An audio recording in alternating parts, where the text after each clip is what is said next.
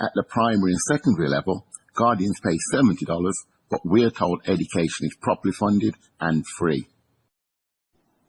So this business of free education, free tuition, foundation, policy and principle of the Jamaica Labour Party. Look, he is actually mocking the people. But we could have affordable, quality education for all if the country was governed for the people.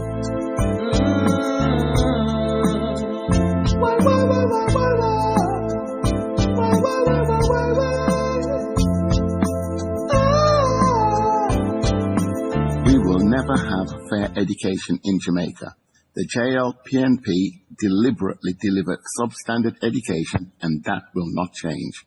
This was confirmed by the PM when the findings of the Education Transformation Commission were made public in January. As the Commissioner said very clearly, we do not have a problem with inadequate spending on education. What we are spending in relative terms, as the Minister pointed out, and Professor Patterson pointed out as well, puts us in the top 20% of the countries in the world. But we are not getting the bang for the buck. Have you ever heard such crap in your life? You only have to look at our schools to know that education is underfunded, and Holiness admitted that in 2019. What the government gives to the education system, certainly to the traditional high schools, it's not enough. The rare occasion he didn't lie. Well, things are worse than in 2019, so you must wonder about the source of this 20% bullshit, because, as you heard, it will be used as a reason for no additional funding. Well, it is from the nefarious lying World Bank riffraff. Their previous underhand advice delivered electricity rates among the highest in the world, and that deception is a foundation of today's weak economy because it sabotaged manufacturing. Their role is to undermine countries like Jamaica. They have crippled the economy and now have planted the bomb to finish off education. The fact is, education is heavily reliant on charity and fees, and the reliance on the latter is quite alarming. Madam Speaker, it's not just the government that spends on education. Households spend a lot as well. For every Jamaican dollar government spends on education, on a per-student basis, households add $1.50 at the primary level and 0.7 at the primary and secondary level. Household expenditure on education represented approximately 2.6% of GDP in 2017. Hear that? For every $100 spent on a child, households spend $150 at the early learning level. So this critical period of education is unaffordable for many, and the gap is filled by third-rate institutions. So how can the poor escape poverty? At the primary and secondary level, Guardians pay $70, but we're told education is properly funded and free. So this business of free education, free tuition, foundation, policy and principle of the Jamaica Labour Party. Look, he is actually mocking the people. But we could have affordable, quality education for all if the country was governed for the people. And the thing is, fees actually violate human rights.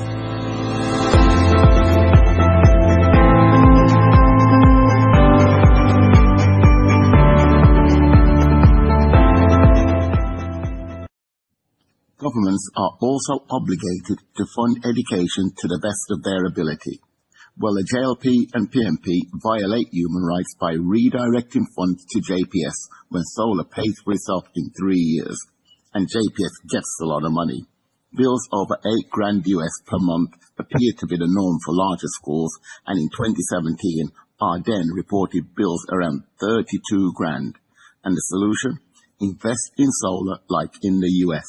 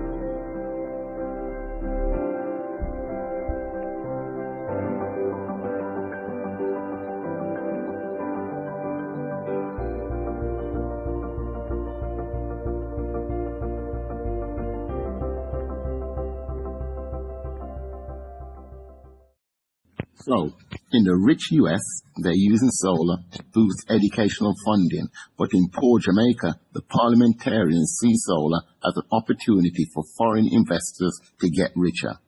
An immoral deal was recently signed with a Canadian company to install and own facilities in 30 schools because the government claims not to have the money. Listen, when an investment pays for itself in 3 years, you do whatever you can to get the money.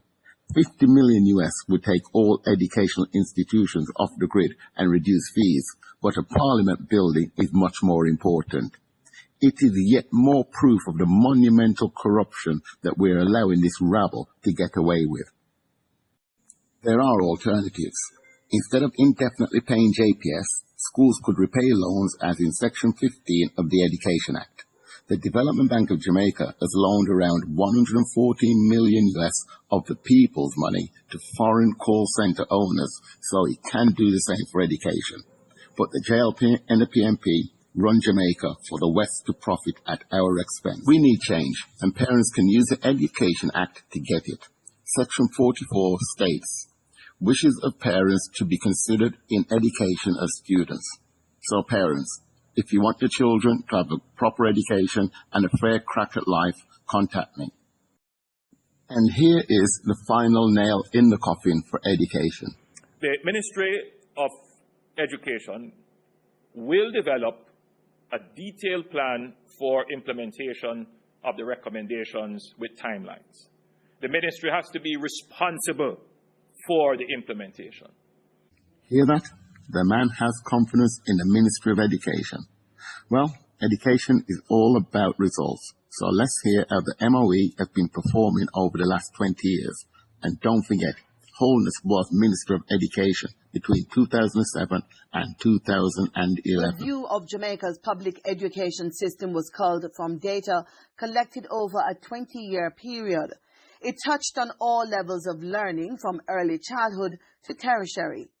Commission Chairman and Professor of Sociology at Harvard University, Professor Orlando Patterson, presented a grim picture of the state of education in Jamaica. It's best reflected in the results of the 2019 primary exit profile results.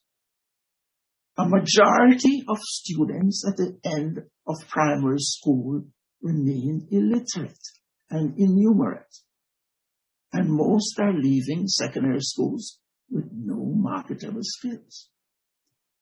Well, that is a grim reality of education in Jamaica. Thanks to the ministry, the majority of graduates are illiterate, so it is no bloody surprise that Holiness has left them in charge. It is clear that the department is a monumental failure and is not fit for purpose and must be overhauled. Senior management is under investigation by MOCA, but that comes as no surprise. I sent ideas to them in 2014 and as recently as October, but the deputy chief didn't circulate the document because, quote, it didn't even have an heading. That is the mindset of the people leading the most important department in Jamaica. So no one should be shocked that Holness has chosen to ignore the following recommendations. The chairman also highlighted the web of mismanagement allegations at the Ministry of Education and, like the Auditor General, called on proper accounting, up-to-date modern record-keeping, and performance monitoring of senior staff members. The report argued that the current governance structures that manages school administrations need to be revised. The committee is also urging the government to create an oversight group to monitor the implementation of the recommendations. The parliamentarians do not want the people to be educated because an educated population would not allow the corruption that we experience today. Education is so broken, the school leavers cannot be employed in call centers, and many end up as modern-day slaves in foreign-owned hotels. Their true potential is never realized. People, renewable energy can transform education and the country. So to get change, we need to unite. So if you agree, let me know. Jamaica unity, them for no straight love we need in the community. It's time for us to unite, my brothers, my sisters. Let's join hands together.